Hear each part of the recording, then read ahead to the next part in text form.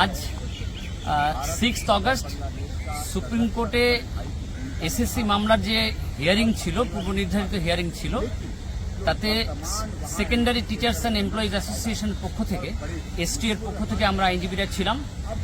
কোর্টের প্রথম মোশনেই chief justice জানিয়েছেন যে আজকে এইটা হিয়ারিং হবে না, পূর্ব নির্ধারিত অন্যান্য মামলার হিয়ারিং হবে, কিন্তু এসএসসি মামলার হিয়ারিংটা হবে নেক্সট অগাস্টে কোনো একটা ডেটে বা সেপ্টেম্বরে হবে। তিনি আরও 7 দিন সময় দিয়েছেন।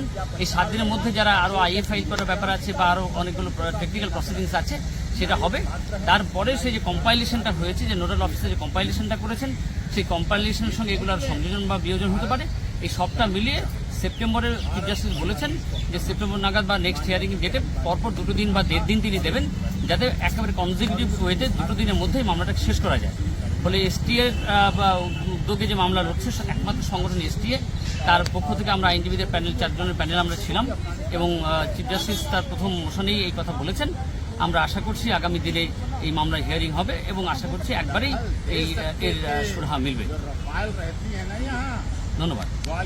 চলে আজ মহামান্য সুপ্রিম কোর্টে পশ্চিমবঙ্গের স্কুল সার্ভিস কমিশন 2016 প্যানেলের যে মামলা ছিল, আমরা দেখলাম আজকে মোশন হিয়ারিংয়ে প্রথমেই এই মামলা সিজিআই এর এজলাসে ওঠে এবং সেখানে তিনি প্রথমেই শুনতে চান কি পরিস্থিতি, এবং তাতে দেখা যায় যে কয়েকজন আইনজীবী যারা বিভিন্ন ক্যাটাগরি রয়েছেন তাদের সাবমিশন এখনো বাকি রয়েছে, তারা কিছুটা সময় পেতে চান এবং মাননীয় ডিওয়াই চন্দ্রচূড় তিনি নিজে এই সাবমিশনের ক্ষেত্রে 1 সপ্তাহ সময় দেওয়ার মঞ্জুর করেন এবং আগামী সোমবার পর্যন্ত এই সাবমিশনগুলো দেওয়া যাবে, তিনি এটা বলেন। এবং এর সঙ্গে বলেন যে এই মামলা যেহেতু বড় এবং একটা বিরাট সমস্যার মধ্যে রয়েছে, তাই দ্রুত এর নিষ্পত্তি চান এবং তিনি অগাস্ট বা সেপ্টেম্বর মাসে টানা 2 দিনের এই মামলা শুনতে চান এবং দ্রুততার সঙ্গে তিনি এই ডেট জানাবেন। আজকে বিকেল 4টার পরে তিনি এই মামলার যে অর্ডার বা নেক্সট হিয়ারিংয়ের বিষয়ে জানাবে।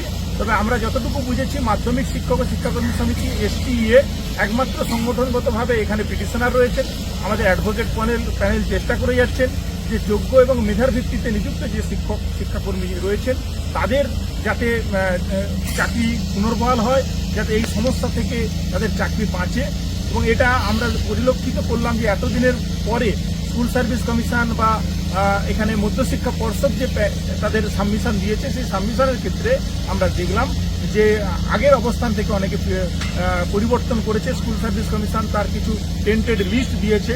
ফলে আমরা মনে করি এবং খুবই আশাবাদী যে আগামী দিনে সুপ্রিম কোর্ট যে অর্ডার দেবে বা তারা যে সেগ্রিগেশনের জায়গায় যাচ্ছে বা কোনো তদন্ত কমিশন বা কিছু একটা নিশ্চয়ই করবে, যেটার দ্বারা যারা ন্যায্যভাবে নিজের যোগ্যতায় এবং স্বচ্ছতার সাথে নিযুক্ত হয়েছেন এই 2016 প্যানেলে, তাদের চাকরি নিশ্চয়ই বহাল থাকবে।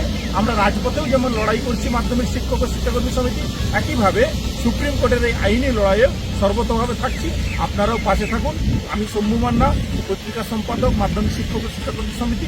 সাথে আমাদের অ্যাডভোকেট প্যানেলের গৌরাঙ্গ দেবনাথ রয়েছেন আইনজীবী, এবং আমাদের আফজল আজাদ স্যারও রয়েছেন, যিনি আমাদের ভুক্তভোগী শিক্ষক সরাসরি সুপ্রিম কোর্ট থেকে। ধন্যবাদ।